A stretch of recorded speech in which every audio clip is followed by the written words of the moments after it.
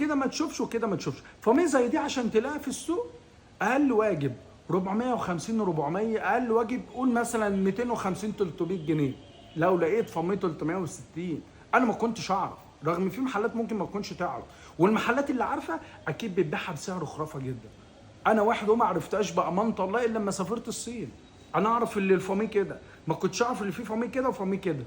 فرحنا وجبناه ال 15 برو ماكس ال 16 برو ماكس فامي 360، فامي 360 15 برو ماكس 16 برو ماكس ب 150 جنيه. طب انت كمحل هسلمها لك بكام؟ هسلمها لك بسعر جيد تعرف تاكل فيها لقمه عيش، وتعرف كمان تبيعها للعميل وتكسب فيها وتبقى راضي وتقول بسم الله ما شاء الله انا مرضي.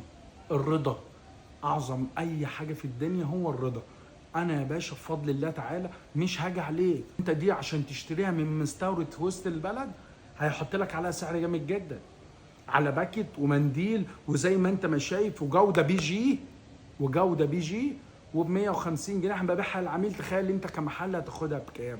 اقل واجب ممكن يدالك قريبه من سعر القطاع اللي انا ببيعها ب 150 جنيه. اما انا بقول لك اهو 15 برو ماكس 16 برو ماكس، لو انت عندك بارتيشن انت فاتح في منطقه اي بلس جايب لك سكرينه تمشي مع العميل الاي بلس ب 150 جنيه تبيعها له هيبقى مبسوط. تقول له فاميه 360 درجه، فاميه